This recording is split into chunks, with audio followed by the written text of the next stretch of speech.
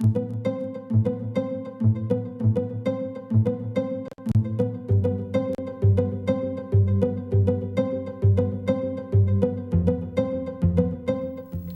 están? Muy buenas tardes. Qué gusto que inicien con nosotros una semana más aquí en la UNAM Responde, este espacio en donde tratamos de acercar a ustedes todo el conocimiento que se genera en nuestra universidad en las áreas de las ciencias, las humanidades y la cultura, con el objetivo de lograr un impacto social en medio de situaciones actuales como la que vivimos, que es esta crisis sanitaria.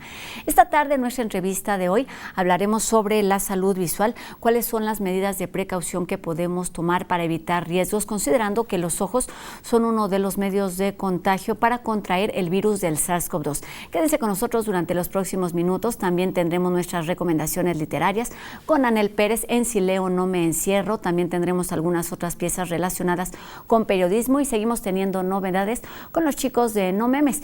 Así que quédense con nosotros, tenemos mucha más información.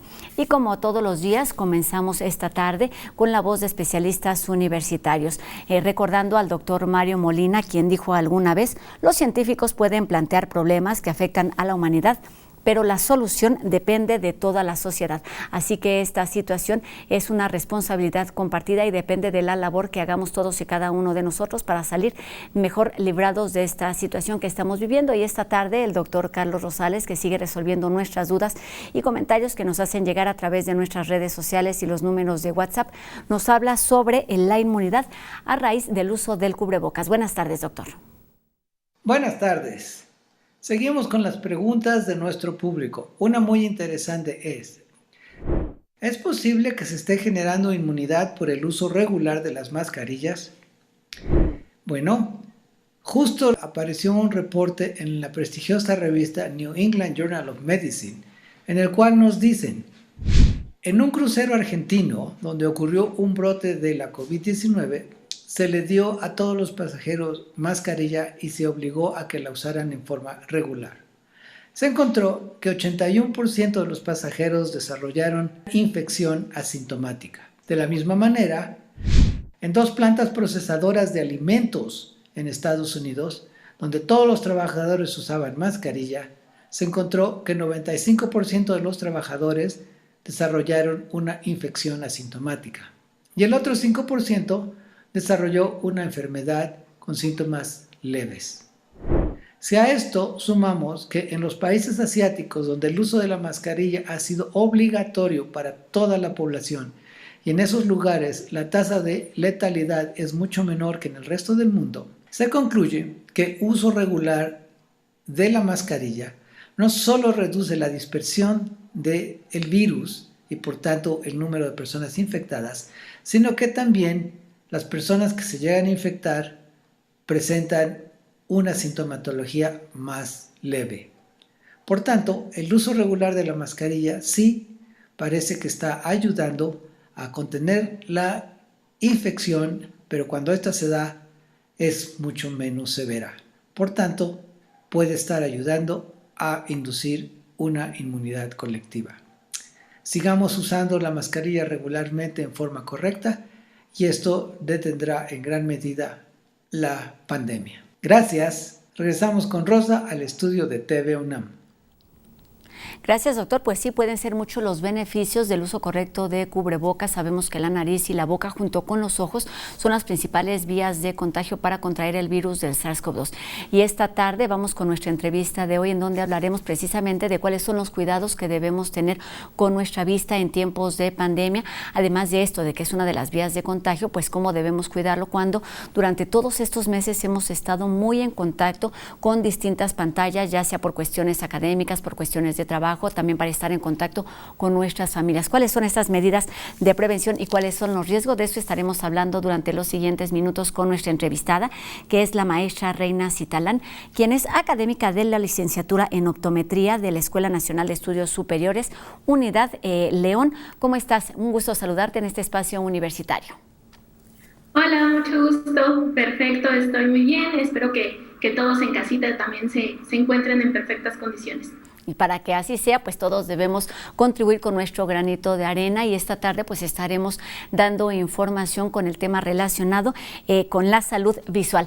Y lo primero que quiero preguntarte, Reina, parecía una obviedad, pero me gustaría que habláramos de las diferencias o las similitudes. ¿Qué pasa cuando hablamos de la salud visual? Estamos hablando de los ojos, de la vista. ¿Qué implica este término?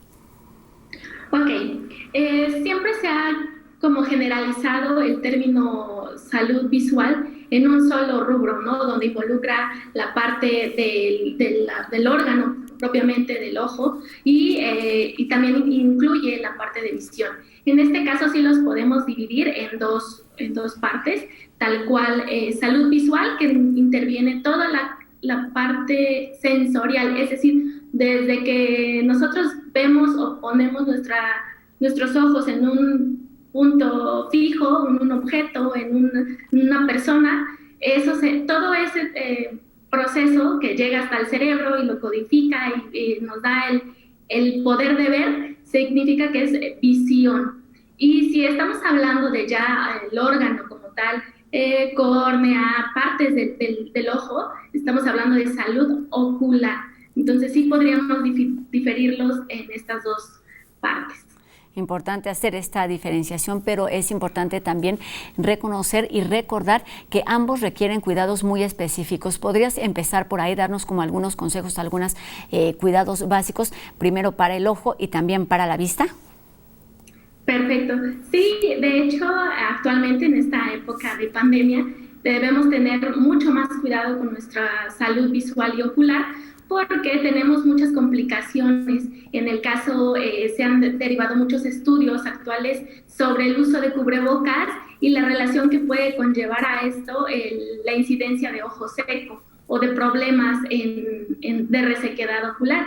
Entonces, en este punto, sí necesitamos mantener más atención en nuestra salud ocular, que si nos da comezón, que si lo sentimos un poquito rojos, si tenemos un poquito de comezón, tenemos algún cuerpo extraño, o tenemos que estar más atentos, e incluso si vemos borroso, si ya aún con una corrección óptica, unos lentes de contacto, ya no alcanzamos a ver tan bien, también eso hay que estar como al pendiente con diferentes medidas, que sería prácticamente la evaluación, ir con un licenciado en optometría, ya sea a una óptica o a una clínica especializada, donde me hagan la consulta, me den toda esta valoración, y no solamente de cuánto graduación puedo yo tener, cuánto aumento puedo yo tener en mis lentes, ¿no?, aéreos,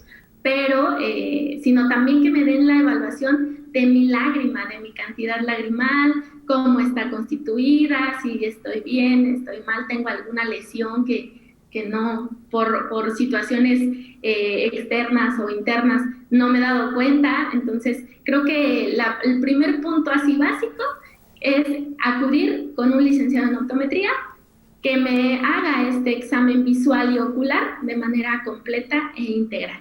Esto con el objetivo de tener un diagnóstico, no necesariamente una consulta o un tratamiento. Eso vendría más adelante, pero es indispensable en este primer acercamiento. ¿En qué momento, con qué periodicidad debemos hacer esto, Reina?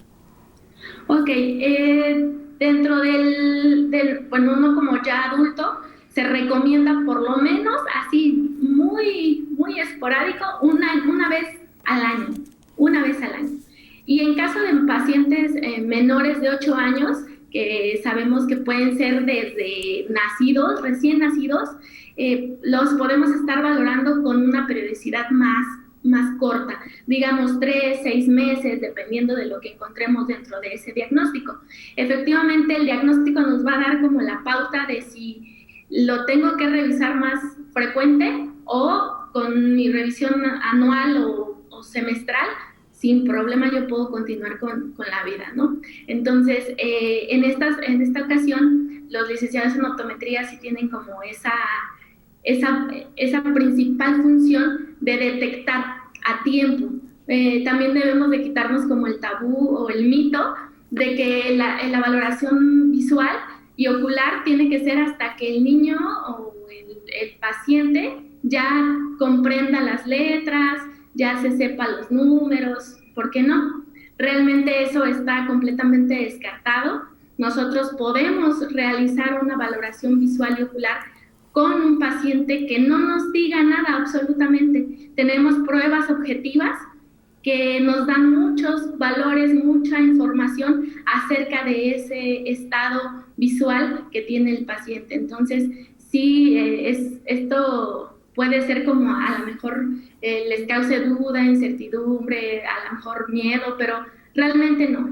Los licenciados en optometría estamos muy bien capacitados para realizar este tipo de valoraciones en pacientes menores. La capacitación por un lado, pero también pues los equipos con los que se cuenta día con día, pues es más probable que identifiquemos todos estos problemas y como bien dices, es importantísimo hacerlo a edades cada vez más tempranas porque entonces se pueden atender a tiempo y prevenir muchísimos otros riesgos. Estaremos hablando más adelante de otras medidas de prevención y de qué cuidados debemos tener, pero después de esta introducción debemos entrar directamente con nuestro tema que, digamos, está en este momento, que es la pandemia y cómo los ojos están relacionados con esta enfermedad, ya que sabemos es una de las principales vías de contagio. ¿Qué hacer en este tiempo? Sabemos o tenemos muy marcado el uso de cubrebocas para cubrir la nariz y la boca precisamente, pero ¿qué pasa con los ojos? ¿Qué hay del uso de los lentes? ¿Cuáles son los riesgos?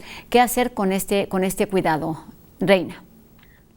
Bien, sí, tenemos estas medidas de protección personal que nosotros ya tenemos como básicas dentro de toda la población, pero también debemos incluir, como bien dices, la calidad de la lágrima dentro de nuestros ojos, porque está bien sabido que el virus, el de SARS-CoV-2, tiende a introducirse. Tiende a introducirse al organismo, exacto, por medio de mucosas, boca, nariz, y entonces obviamente la lágrima va a ser uno de los factores principales por los cuales va a poder entrar a nuestro organismo. Entonces necesitamos cubrirlos y, por ejemplo, las personas que usamos lentes, tenemos como estas áreas todavía predispuestas, ¿no? A que llegue alguna persona y estornude, o a lo mejor que llegue alguna persona y hable y expulse estos aerosoles y entonces me llegue a caer todavía dentro de mi zona ocular. Entonces nosotros tenemos que cubrir esas zonas, el uso de gogles, porque nos van a dar esta cobertura que un simple lente de armazón no nos va a realizar. También debemos hacer una valoración de nuestra calidad lagrimal y cantidad. ¿Por qué? Porque dentro de nuestra película lagrimal tenemos múltiples partículas, entre ellas muchas que son para defender contra microorganismos. Es decir, tenemos todo un sistema de defensa dentro de nuestra película lagrimal que si por alguna situación está alterada, presento ya síntomas y signos de ojo seco, que si ya tengo alguna deficiencia en mi glándula lagrimal que no me deje producir más lágrima, y entonces todas esas células de defensa se disminuyen y dejamos desprotegido al globo ocular, y eso puede provocar que sea una forma de contagio bastante importante para que el virus pueda entrar a mi sistema. Entonces, la calidad lagrimal es como uno de nuestros puntos muy fuertes y son pruebas tan sencillas que se pueden realizar en una simple consulta de optométrica como tal. Exactamente. En este sentido, me parece un poco que le hemos puesto un poquito menos de atención a los ojos con respecto a lo que ocurre con la nariz y la boca. Pero, ¿qué pasa? Es decir, ¿cómo es que estas gotículas pueden entrar a través de los ojos y cómo se dispersan por el resto de nuestro organismo? Platícanos un poquito de, cuál es la función y la composición del ojo, Reina. Ok. Nuestro globo ocular tiene en esta película lagrimal cuenta con tres capas que están involucradas, la mucina, que es mucosidad tal cual, hay una cantidad muy, muy amplia de agua y una cantidad de lípidos o de grasa, por decirlo así.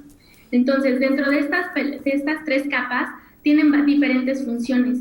La que es más amplia, en este caso la acuosa, es muy importante porque ahí están todas estas células de defensa, todas estas partículas, todas estas,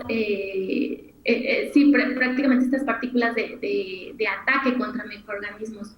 En el caso de que esté disminuido, por lo tanto, como va a haber mayor evaporación de la lágrima ya les comentaba, un ojo seco porque ya es un paciente grande, ya es un adulto mayor, ya la cantidad de secreción de las glándulas en general en el cuerpo disminuye y entonces genera un ojo seco, o porque yo todo el tiempo estoy con el clima o estoy con el ventilador o estoy muy atento a los dispositivos electrónicos y se me olvida parpadear, ¿no? Entonces todo el tiempo estoy con el ojo abierto y en esta parte el virus como entra por esta mucosidad y en este caso está desprotegido, lo que sucede es que llega a contaminar células del epitelio corneal tal cual, y entonces eso nos da una parte de contagio. Tal vez no es tan extrema como un contagio por algún aerosol que se expulsa por medio de la boca o por medio de la nariz, pero sí llega a tener una incidencia de contagio por medio de algún aerosol que caiga a nuestra película lagrimal, y entonces eso puede generar que se contagie la persona. Reina, ¿qué pasa con las personas que usan lentes de contacto? Ok, ahí tenemos mucho más cuidado. Si de por sí tienen que tener mucho cuidado de que no se les caigan, que no se les rompan, de que no se contaminen con otro tipo de microorganismos que son muy adeptos, más que nada porque el lente de contacto es una superficie idónea. Hay cantidad de agua, hay temperatura, hay que el microorganismo pueda alimentarse de ese lente de contacto, donde se le queden adheridas partículas de la película lagrimal o de la superficie corneal. Entonces, en este tipo de pacientes, el lente de contacto genera como un tipo reservorio. Entonces, ahí puede quedarse en la superficie del lente de contacto el virus y puede generar, y por ese medio, por estar en contacto con la córnea, puede llegar a manifestarse algún tipo de contagio. En este caso, lo que se recomienda es que los pacientes usuarios de lentes de contacto sean muchísimo más precavidos, que traten de hacer desinfección de sus lentes en un menor corto tiempo, que estén como muy al pendiente en sus revisiones mensuales o quincenales con el optometrista para ver si en algún momento no se ha dañado su globo ocular tal cual, o no hay manifestaciones como vimos de este virus. Entonces, el usuario no está como condenado, no es como decir, ya no los voy a usar, no, simplemente es tener todavía más precauciones y porque sabemos que hay pacientes que tienen graduaciones altísimas que no es posible tenerlos en un lente de armazón. Entonces, no es asustarlos, porque no, simplemente hay que tener mayor responsabilidad y simplemente estar en contacto con esta parte de la desinfección. Sí. Responsabilidad y una higiene constante antes, durante y después de la pandemia con nuestros ojos. Y bueno, sería básicamente con todo, pero hoy que estamos hablando de la vista, centrémonos en este tema. Reina, volviendo a este tema de los ojos como vía de contagio para el SARS-CoV-2 y pasando ahora a los pacientes que han dado positivos con COVID-19, ¿se tienen alguna investigación, algún conocimiento de lo que sucede con esta parte de nuestro organismo a raíz de que te contagiaste o diste positivo a COVID-19? Por lo general, en algunos estudios se ha manifestado la presencia de conjuntivitis. La conjuntivitis es una serie de signos y síntomas clínicos que se generan por una inflamación. ¿En dónde? En la conjuntiva. Entonces, por lo general empiezan con ojo rojo, con lagrimeo, con comezón, en algunas ocasiones con algún tipo de secreción. En este caso, como es un virus, la secreción no necesariamente es así muy viscosa o de un color amarillo, verde, no, sino que puede ser como el lagrimeo constante, un lagrimeo transparente, o sea, ni siquiera llega a tener algún tipo de color, pero es muy, muy, muy fuerte, ¿no?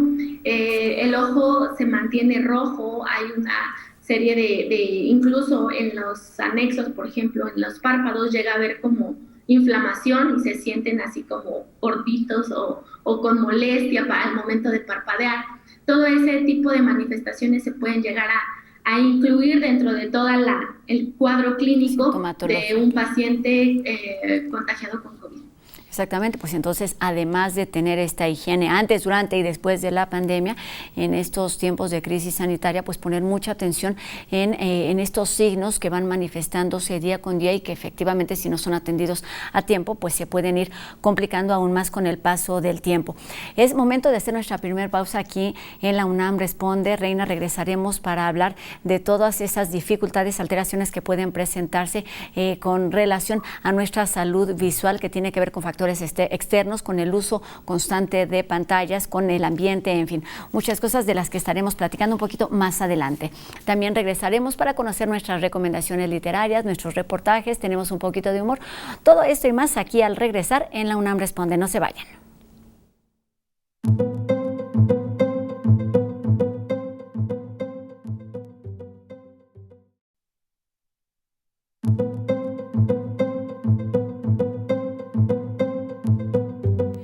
Que continúe con nosotros aquí en la UNAM Responde y comenzamos este bloque con las recomendaciones literarias en Si leo no me encierro, donde Anel nos acerca a las distintas posibilidades que nos ofrece la lectura.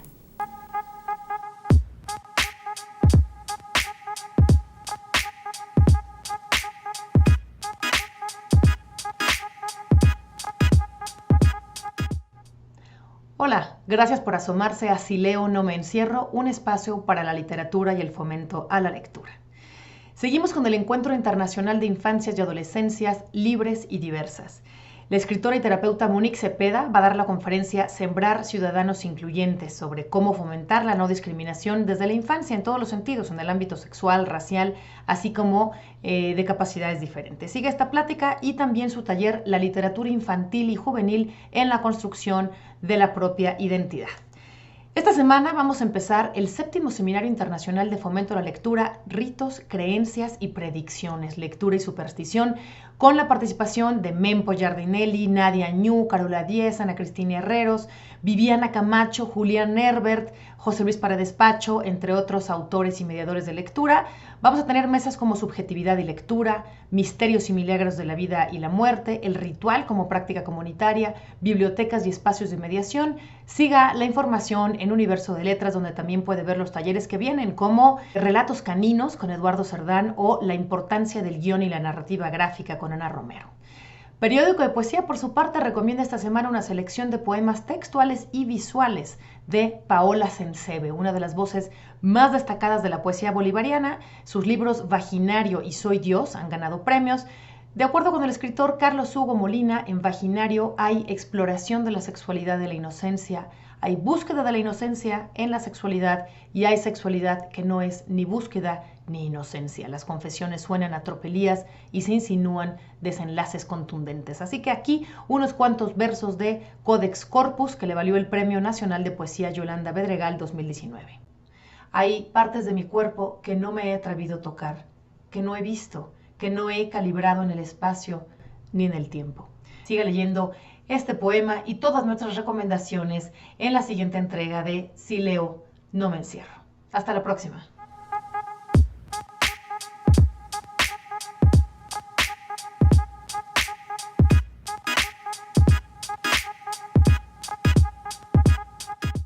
Hoy toda la semana los reporteros de Trending nos acercan al tema del periodismo. En la siguiente pieza nos hablarán en particular de la libertad de expresión y la censura. La libertad de expresión es un derecho universal que confiere la posibilidad de expresar o manifestar nuestras ideas y puntos de vista libremente. Teóricamente, la libertad de expresión existe dado que somos un Estado democrático.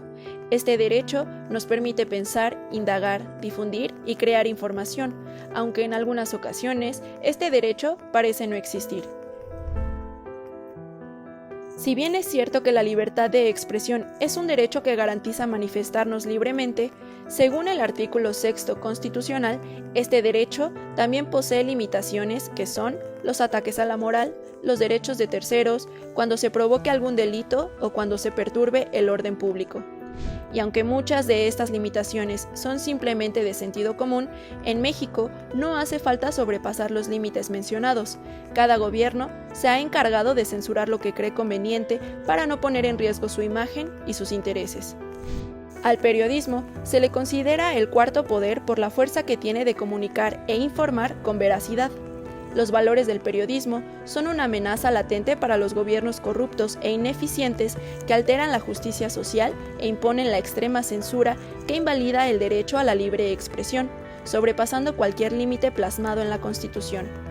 Tanto que se han normalizado las desapariciones y asesinatos a periodistas reprimidos en el ejercicio de su labor. Desde hace décadas, en México se vive una situación alarmante al ser el país más peligroso para ser periodista, pues sin libertad de expresión, esta profesión no tiene razón ni sentido de ser. El periodismo en México está vulnerado por la impunidad y la corrupción que recrudecen los asesinatos, desapariciones y amenazas hacia periodistas que trabajan con la esperanza de aportar un panorama distinto al de años atrás. El periodismo es y ha sido una lucha constante en busca de paz y de justicia, una lucha que se ha cobrado con las vidas de aquellos que se atrevieron a poner al descubierto verdades sobre abuso de poder, delitos graves y de cómo unos cuantos lucran con lo que es de todos. La censura es el pan de cada día para no hablar del crimen organizado, de la corrupción que lidera a México desde siempre, para no hablar de la trata de personas, de la importancia de proteger nuestros ecosistemas, de la pobreza, las injusticias y las desigualdades sociales. En México, la libertad de expresión es una utopía. Al periodista no le queda más que ser valiente y portar la verdad como estandarte. Hoy Dani Quino y el equipo de No Memes nos hablan sobre moscas y superhéroes. Veamos de qué se trata. Perdón, ya vimos que están bien clavados con el tema, pero No Memes tenemos un mensaje que les va a gustar, yo sé lo que les digo.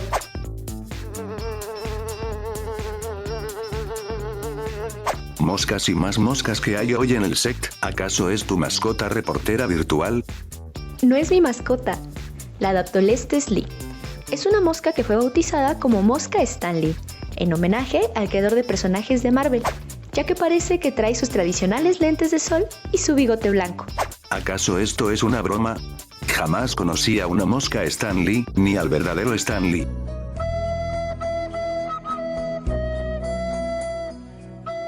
Para nada, Memenimos, estás muy desactualizado. Desde hace un mes, algunos de los superhéroes más reconocidos del universo cinematográfico de Marvel Comics pasaron a formar parte de los libros de ciencia y biología universal, gracias a que la Agencia de Investigación Científica del Gobierno de Australia decidió ponerles nombres de superhéroes a algunas de las 165 nuevas especies que descubrieron este año. Cada insecto tiene alguna cualidad o característica física de los personajes. Ahí te van algunos ejemplos. Primero tenemos a la Humoroletalis, nombre que viene del latín y significa húmedo y letal, una clara alusión al mercenario bocazas favorito de Marvel, Deadpool. La Daptolestes bronteflavus, que traducido al latín significa trueno rubio, así tal cual como nuestro dios nórdico favorito, Thor.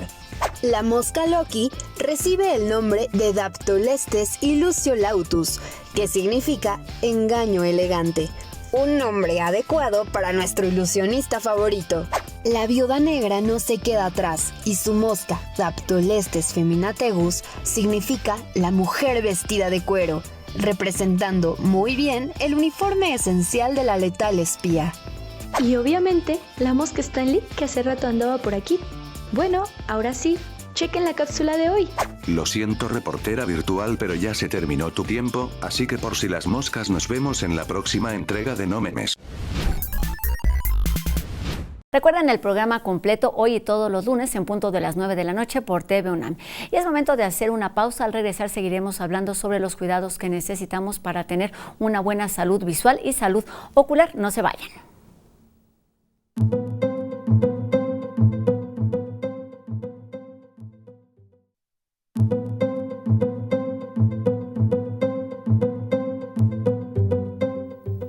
Qué gusto que continúen con nosotros aquí en la UNAM Responde y retomamos nuestra conversación con especialistas universitarios que esta tarde nos habla sobre la importancia de prevenir y de atender para cuidar nuestra salud visual. Así que saludamos de nueva cuenta a la maestra Reina Citalán, quien es académica de la licenciatura en optometría de la Escuela Nacional de Estudios Superiores Unidad León, allá en la Inés León. Reina, durante ese primer bloque, además de acercarnos y de mostrarnos las diferencias, digamos, entre la vista y el ojo, pues hablamos de esos factores que están relacionados directamente con la pandemia, que pueden ser, digamos, de forma directa con esto del contagio. Pero hay otras afectaciones, otras realidades, otras prácticas que pueden ser también motivo de afectaciones en nuestra salud visual, que es, por ejemplo, pienso en este contacto extendido, contacto muchísimas horas, no con una, sino con muchísimas pantallas. ¿Qué sucede con este tema en tiempo de crisis sanitaria?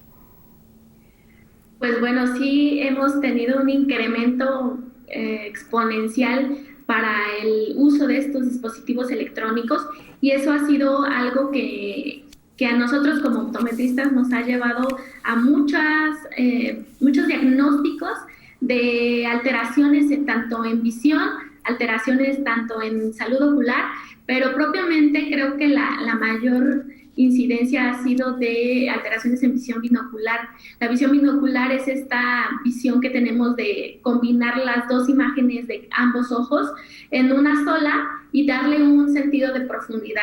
Entonces, esa visión binocular es muy importante porque nos ayuda en muchas de nuestras actividades cotidianas dentro de nuestro espacio y estas son las que más se han afectado independientemente del ojo seco que ya habíamos mencionado anteriormente.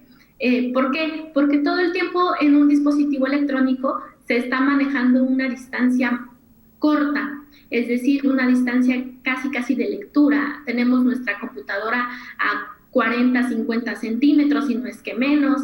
Tenemos el celular a 20, 30 centímetros. Estamos como trabajando siempre a distancias cortas y eso hace que nuestro poder de enfoque cambie su postura, cambie su posición y eso nos genere una mayor interacción de nuestros músculos extraoculares, que son los que controlan a nuestro globo ocular y lo hacen que se muevan hacia todos lados. Pero como lo tenemos siempre fijo en un solo punto, lo que sucede es que nuestros músculos, como todos los músculos de nuestro cuerpo, pues se cansan. Y entonces empieza como este debilitamiento, ¿no? De llevo 3 horas en la computadora, pero ya ahorita ya empiezo a ver borroso a todas las distancias, me arden los ojos, me dan comezón, ya no alcanzo a ver o me cuesta mucho enfocar a cualquier distancia. Eso es algo que se ha dado muy comúnmente en esta pandemia. ¿Por qué? Porque el dispositivo electrónico, ha sido el medio de comunicación para todo, ¿no? Para escuela, con el exterior, para familia, todo. Para el exterior, exacto. Familia, escuela y trabajo, por supuesto. ¿Hay algún rango de edad que esté como más identificado con este tipo de dificultades, de síntomas a raíz del contacto con dispositivos móviles? ¿O con dispositivos todos, no solamente móviles? Sí, electrónicos. Electrónicos. Pues básicamente, ahorita lo que hemos visto más son, trabajadores del sector de educación y los alumnos propiamente, ¿no? Alumnos, ya sea desde primaria, incluso tengo ahí conocidos que también imparten sus clases a nivel preescolar. Entonces, aunque es muy difícil, pero sí lo mantienen esa comunicación por medios electrónicos. Pero sí, más que nada han sido estos dos sectores en educación y obviamente algunos que ya han trabajado anteriormente con dispositivos electrónicos, toda la parte de sistemas de comunicación, ingenieros, que están adaptados a esta parte, pero ahorita pues incrementó más el trabajo en casa y obviamente esto ha repercutido mucho en su salud visual y ocular.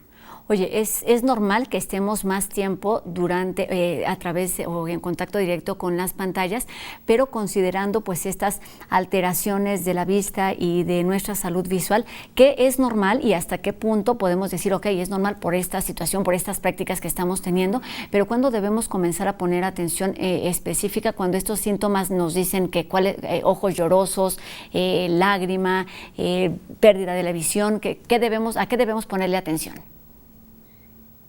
Lo más importante sería que ya se pierda esta visión, o sea, que ya sea casi imposible mantener periodos largos, digamos entre 20, 30 minutos de actividad. Es decir, que al minuto 1 empiezo leyendo o trabajando en la computadora, pero a los 10 minutos yo ya me cansé, yo ya siento fatiga, ya me duele la cabeza, ya me lloran los ojos, ya el poder leer se me mueven ahí las letras tal vez. Entonces esos signos así que ya en periodos muy cortos, que a lo mejor no justificarían un cansancio de ese nivel, me estarían provocando a mí problemas tal cual. Si me da mucha comezón, mucho ardor, o tengo que parpadear muchas veces para poder mantener el punto de fijación que yo quiero, a lo mejor una lectura o un trabajo o una videoconferencia. Entonces eso también les puede estar dando como un signo de alarma de que no es normal. Tal vez una lectura de 30 minutos, 40 minutos todavía sin ningún síntoma es considerado normal. Pero ya cuando empiezan en cortos periodos que no lo toleran, sí es como para acudir ya a una revisión. Oye, pensando precisamente en todas estas afectaciones que por supuesto nuestros ojos requieren una atención por sí mismos, pero me gustaría que nos hablaras de cómo las alteraciones que pueden manifestarse en nuestra vista o en la forma de ver impacta en el resto de nuestro organismo, en nuestro desenvolvimiento, en nuestras actividades cotidianas. Claro, nuestra visión es tan poderosa que nos mueve, nos ubica, de hecho también está muy relacionado con la percepción visual. La percepción visual es todo esta información que llega a nosotros por medio de nuestros ojos y nuestro cerebro la codifica, ¿no? La codifica de tal manera que si yo mido las distancias, que si yo sé dónde estoy parada, hacia dónde me muevo, cómo me muevo, etcétera, ¿no? Entonces, esta visión perceptual me ayuda mucho al desplazamiento, me ayuda mucho a mis movimientos como tal de mi cuerpo. Y en el caso de los pacientes que tienen alteraciones en esta situación por medio de algún problema visual o por medio de un problema ocular que afecte esa percepción del mundo que nos rodea, sí nos llega a tener repercusiones, por ejemplo, que se lleguen a tropezar, que no lleguen a medir las distancias de los escalones y den el paso o más corto o más largo, en situaciones, por ejemplo, de pacientes pequeños, en niños específicamente que están en este desarrollo de su visión binocular, de su visión perceptual. En el momento en el que llegan a tener alguna alteración, esto puede repercutir incluso en su forma de ver el mundo, de cómo se desenvuelven socialmente y cómo se desarrollan habilidades.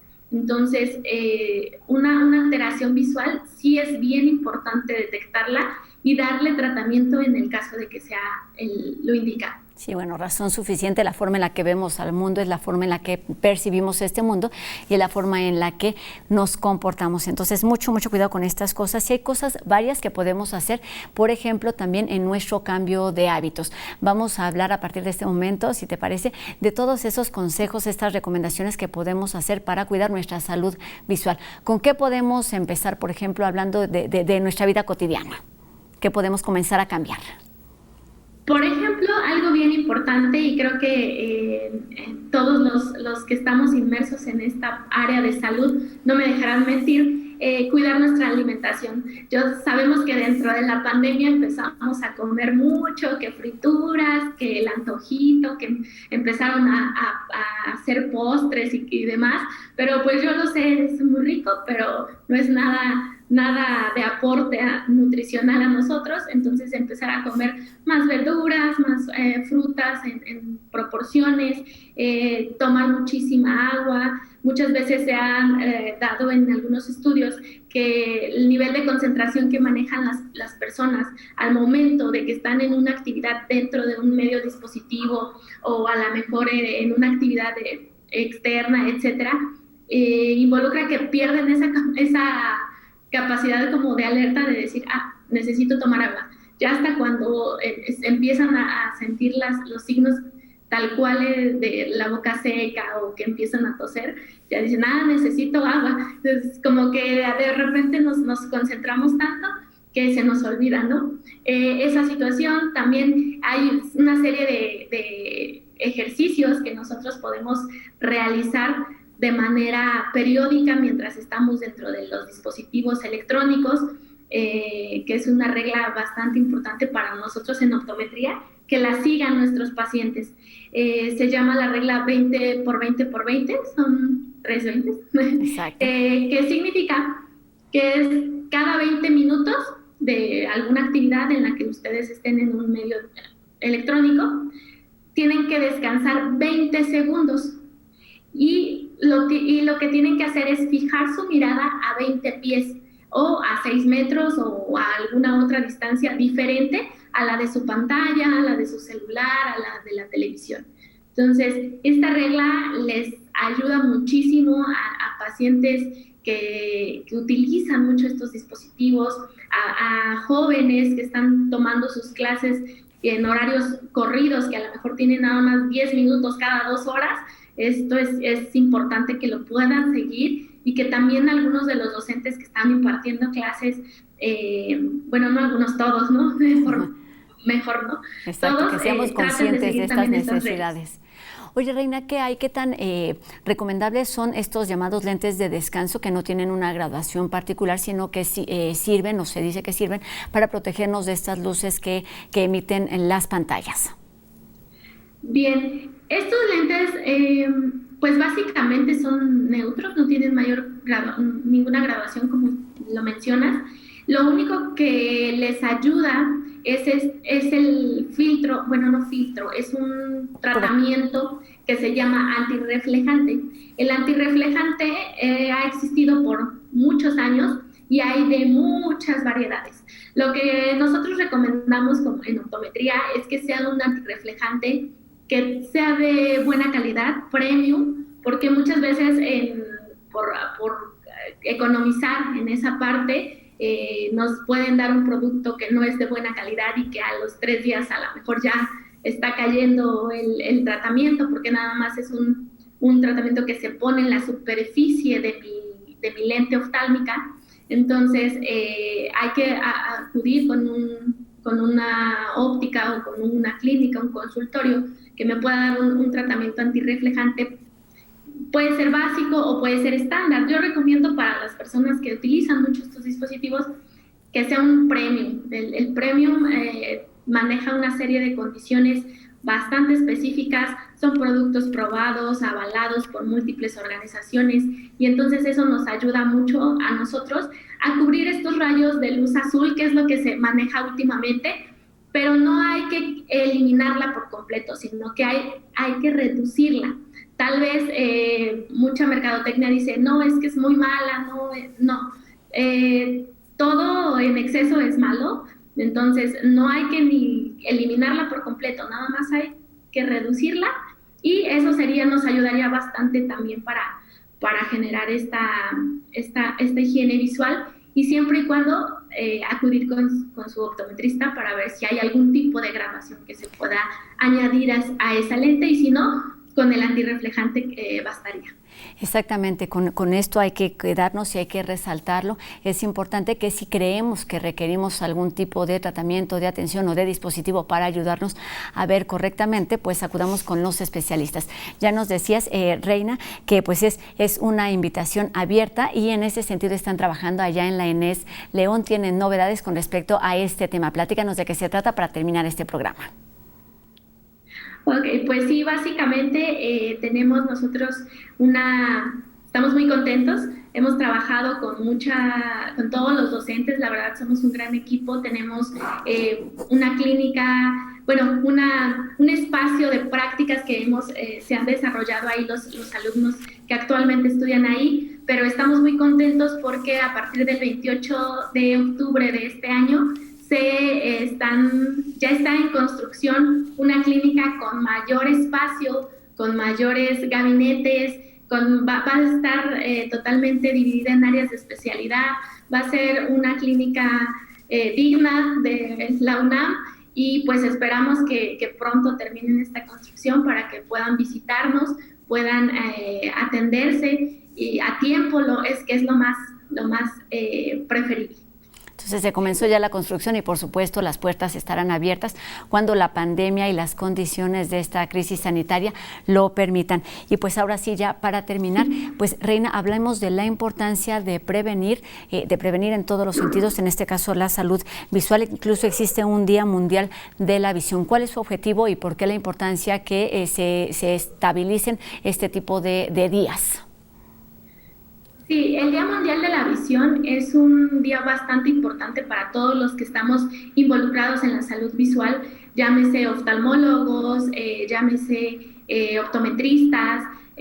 ¿Por qué? Porque nosotros tenemos este día para hacer toda la mayor difusión posible, prevención, detección, tratamiento, para que toda la población de esto es mundial, se generan una serie de conferencias, talleres, revisiones, campañas, brigadas. Antes de pandemia hacían muchas brigadas para detectar. La Organización Mundial de la Salud menciona que uno de los principales factores de ceguera en el mundo son las ametropías no corregidas. ¿Cuáles son estas?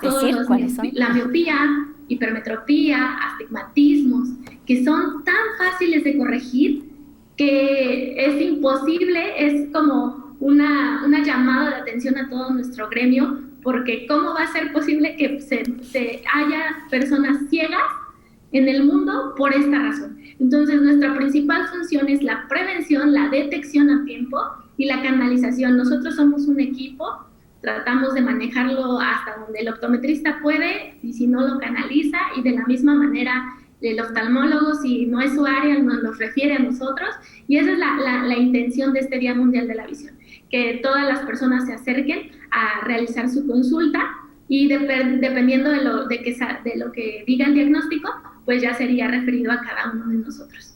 Exactamente, acudir con los especialistas. Ustedes nos dirán qué debemos hacer, cuáles son los pasos siguientes. Y bueno, terminamos este programa hablando de salud visual y de salud ocular.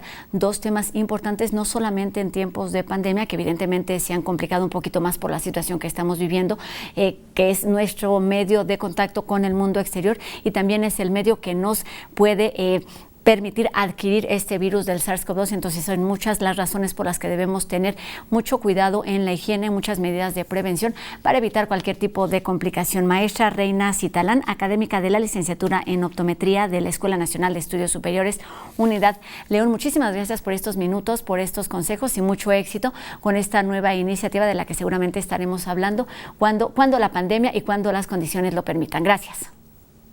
Sí, gracias, y también aprovecho para agradecerle también a la directora de la ENES.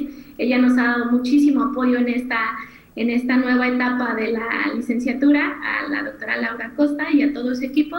De verdad, muchísimas gracias, porque pues si no, estamos siendo como bastante, estamos siendo bastante felices con esta nueva noticia. Siempre esas iniciativas se aplauden, porque además permite el contacto con un mayor número de personas. Así es que muchísimas gracias y mucho éxito con este nuevo proyecto. Buenas tardes. Muchas gracias, hasta luego. Y seguimos con más información aquí en la UNAM Responde, hablando de el trabajo que realizan en el Instituto de Investigaciones Jurídicas de nuestra universidad con respecto a los derechos de los periodistas y la libertad de expresión. Una pieza que nos presentan los chicos de En Trending. La defensa de los derechos de los periodistas y la libertad de expresión son analizados por investigadores del Instituto de Investigaciones Jurídicas, cuyos estudios tienen impacto en las interpretaciones judiciales y en el impulso de políticas públicas al respecto. Además, contribuyen a la presentación de los indicadores que pueden detonar la agresión contra periodistas y someter su libertad.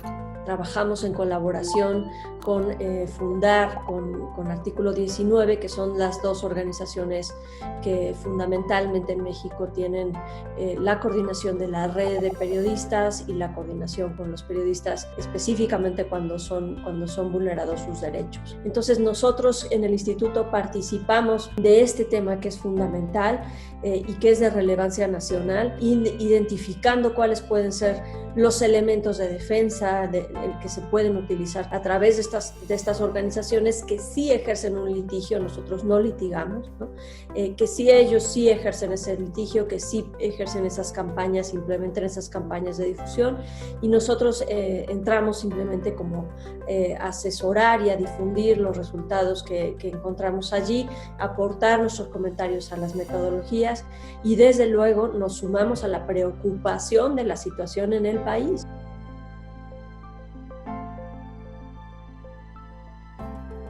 En el año pasado se registraron un altísimo número de violaciones a los derechos de los periodistas, todo tipo de violaciones y de abusos y agresiones, entre las cuales, según las estadísticas y los reportes, pues apuntan a que son perpetradas específicamente por los mismos funcionarios públicos, y esto nos da a entender, para quienes estudiamos la materia, nos da a entender que el contexto es muy adverso para los periodistas cuando se enfrentan al poder.